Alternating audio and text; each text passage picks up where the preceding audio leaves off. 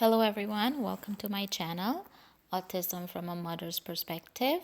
If you haven't watched my first channel, please do so that you can keep up. Today, I want to talk to you guys, a little about the twins' birth history, and I'm still trying to figure out if any of it has anything to do with them being on the autism spectrum. But I had a easy pregnancy, even though I was carrying twins. I had an easy pregnancy. I was scheduled to have a C-section when the twins were 37 weeks. However, I went into labor at 36 weeks 2 days. The babies were My son was 4 pounds 9 ounces, and my daughter was 3 pounds 15 ounces. So they were pretty small babies, but fully developed, healthy. There were just some issues with them, feeding and gaining weight, passing the car seat tests. So my son was discharged with me, and my daughter stayed back for an additional 9 days, I think, for a total of 11 days in the hospital, just to gain weight, just to feed. And otherwise, they were very healthy.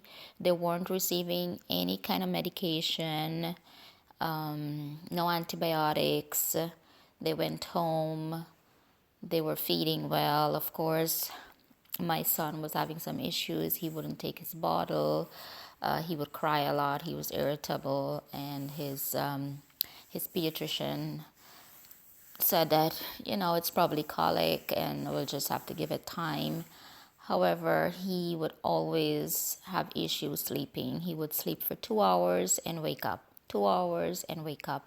My daughter would sleep, and it could be thunder, lightning, noise, whatever noise, and she is sleeping through. I would have to wake her up to give her a bottle. But my son was a light sleeper, and he was having a really hard time sleeping. But other than that, he was like a happy baby, very alert. I did not see any signs of autism. Like, there weren't anything that alarmed me.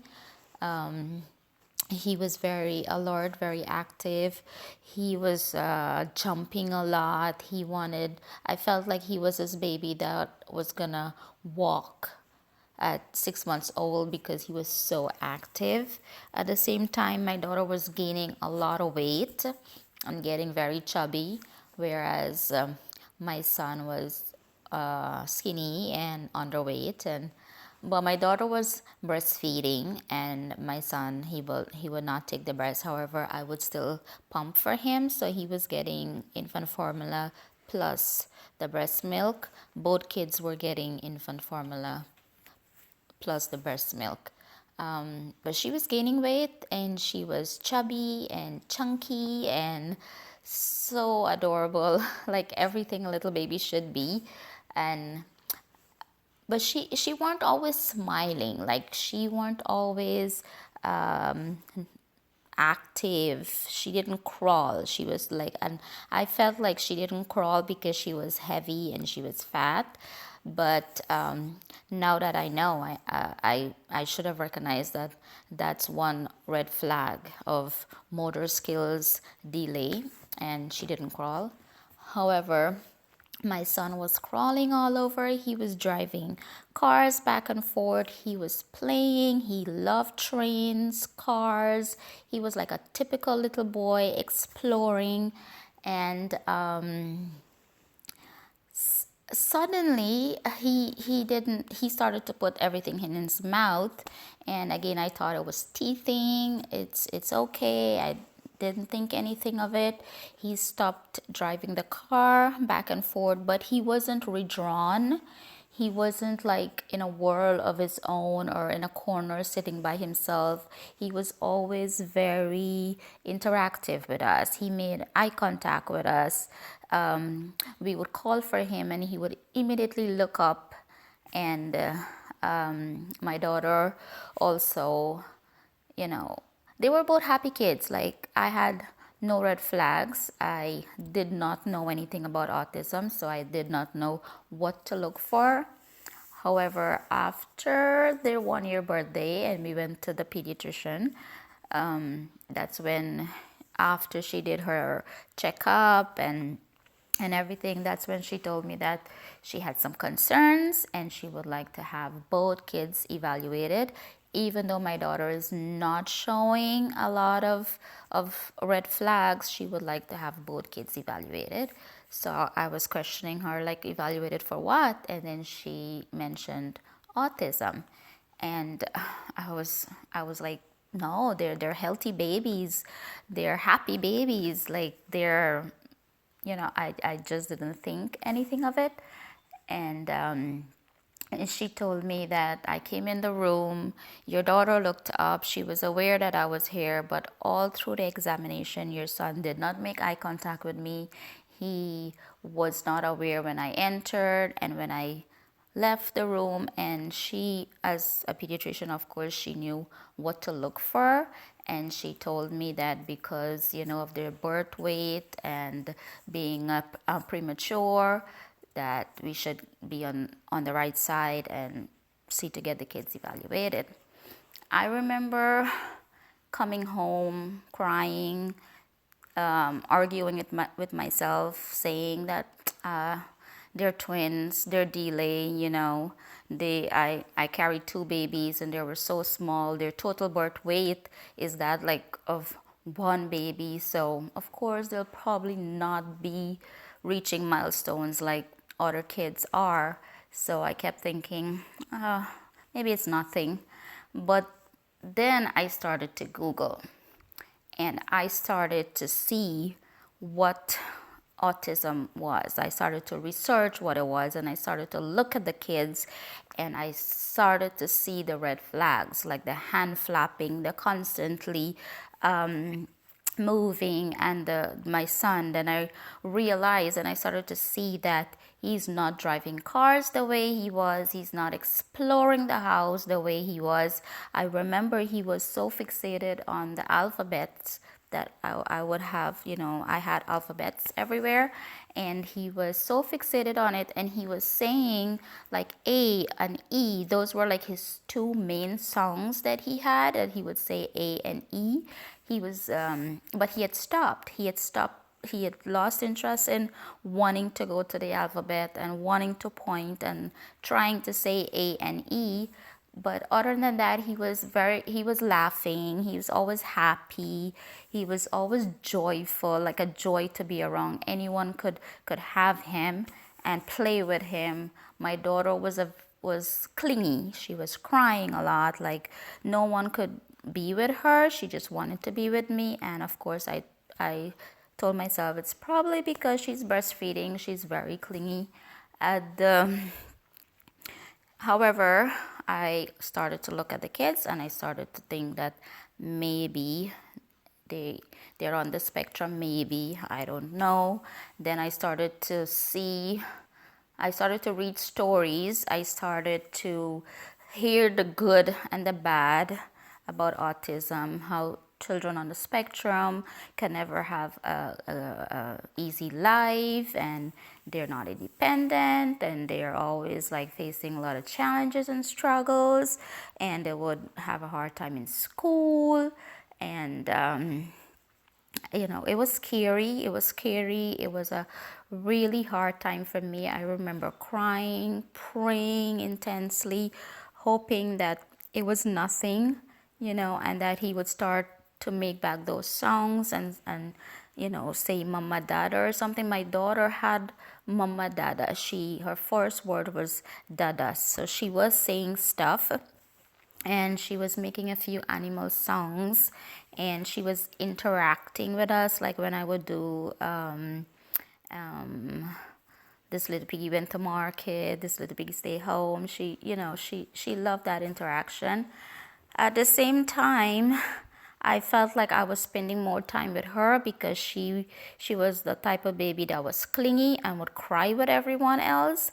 And one thing that I have, as a mom of twins, when one is crying, the other one is also crying, like they were feeding off of each other. So every time she cries, my son would start crying, then I will have two babies crying. So I would like focus more on making sure that she wasn't crying so that he is happy and he isn't crying. I remember I had hammocks for the babies, so because there was two of them and they were both like one cry, the other one crying, and it was hard for me. So I used to put them in their, in hammocks, and I would rock them so that they fall asleep. My daughter would stay asleep. When the hammock stops, my son would wake. He needed white noise to sleep longer because he was such a light sleeper.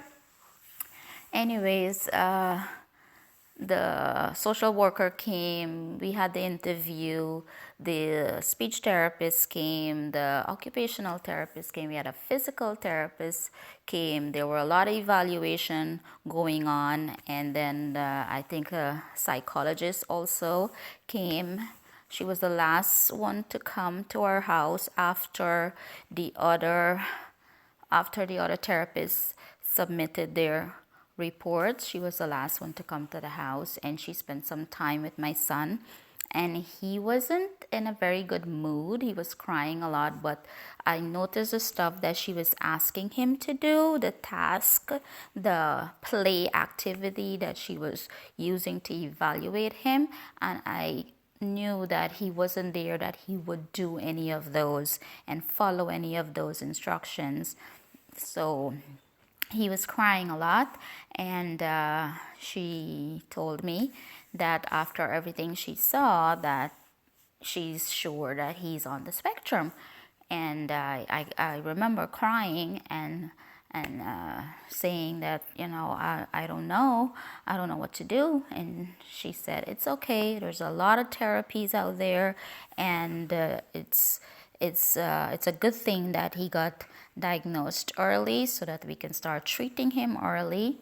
And she asked me if you would like me to come back another day if I'm gonna see a different baby who would be a little more cooperative, and I told her no, because I saw that the tasks she was asking him to do, the things that she was asking him to do, are not things that I have seen him do, that he's able to do those stuff.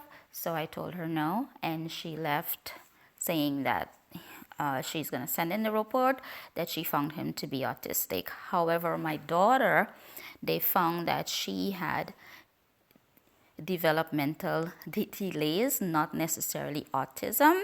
So we haven't really looked into her. I was so focused on my son, making sure that he could start getting the help that he needs. However, developmental delays also qualified for the speech, occupational, physical therapy, all the therapies. So we had a therapist come to our house, I think every day of the week, because the kids had qualified for all three, occupational, speech, and physical. So there were therapists coming to the house on a daily basis, half an hour session, playing with the kids. And I did not find that the in-home therapy benefit the kids, because a home is like a comfort, is like the kids' comfort zone. They know where the bedroom is, they know where to escape, they know that mommy is there. And in the half an hour sessions that the kids were receiving therapy, I did not feel like it was doing them any good. It was after we moved from one state to the next and we got settled, then I started to take the kids out for therapy. It was hard. I remember it was the first time that I'm not there with them, that I had to leave them and I was crying. I could hear them crying, but those, I wish I had done that earlier, like take them out of their comfort zone, trust the therapist to do what they're doing, encourage the sensory, the sensory to taste and touch and all of that, encourage those kind of therapies and those kind of session. But I was like a paranoid mom. I was very clingy. I was very attached to the babies, and I felt in like they weren't safe away from me. I know. Any mom, if your child is newly diagnosed, don't feel like that. Let them go. The earlier that they are exposed and they get the exposure that they need, the speech therapy that they need, start interacting with different people that are not you, that I think it's early intervention is crucial. It's very crucial. However, I saw I saw improvement, I saw that I had to be strong. However, I would not like completely leave the kids. I would always be around where they are. But at the same time, I had to trust the therapist and I had to let them do their job. And the kids are now 8 years old. And I think that we have had, from the time that we moved to the new state and started, outside therapy, I think a lot more, we have accomplished a lot more. We do have like a really long journey ahead of us, a really long way to go.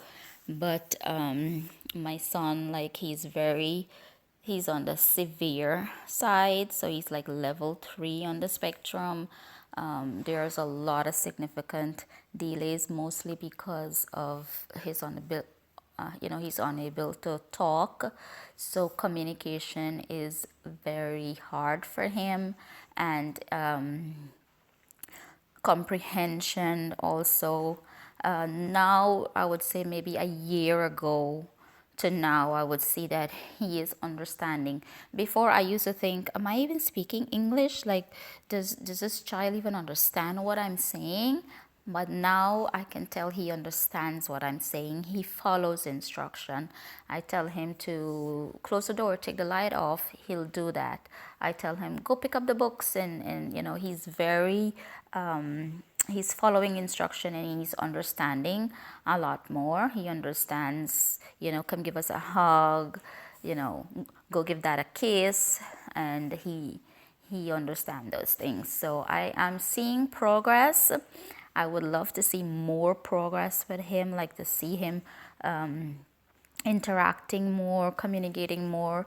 For a long time, him and his sister were like strangers in the house. They weren't playing with each other, they weren't interacting with each other.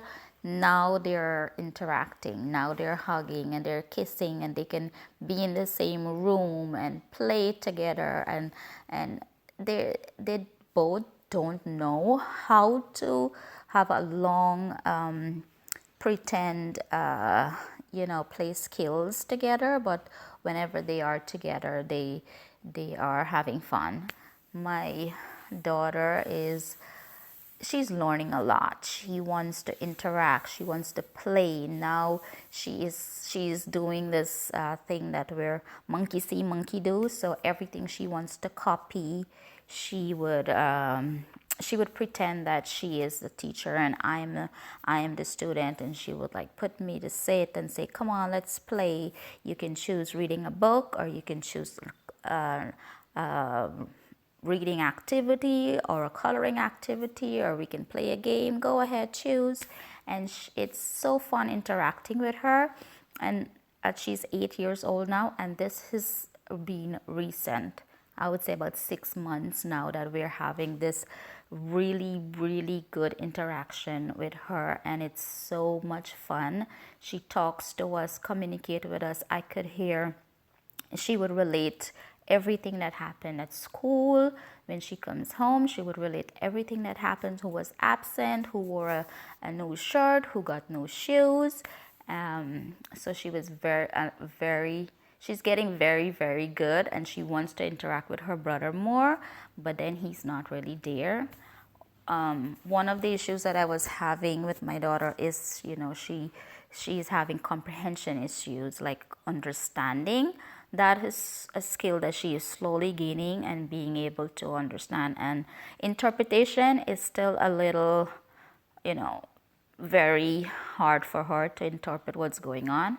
But and she's getting there. She's gaining those skills, and she's talking a lot. So there's been like a huge, huge improvement with her. The only thing that she struggles is behaviors. She doesn't understand what's appropriate or inappropriate, why it's inappropriate. And even though we can be teaching it to her constantly, inside the house we use inside voice, outside the house you can be loud, she would still be loud. If she's upset, angry, she would throw stuff, she would hit us, she would hit the teacher, she would pull hair. So she has a lot of behavior issues. And those are the things that if I feel like if she did not have those behavior issues, then she could probably maybe skip a grade or two, because she's so smart, and if she focus more she can learn faster.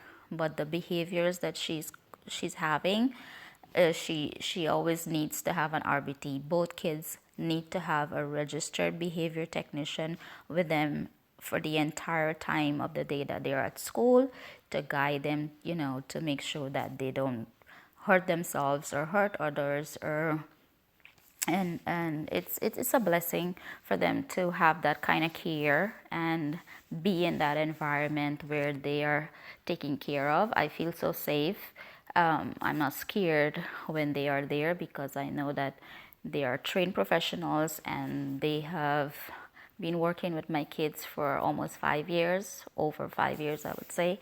So they know their personalities, and they know what to expect, and they know how to help and how to work with the kids. So it's very important that your kids are in an environment where people know them, understand them, and it's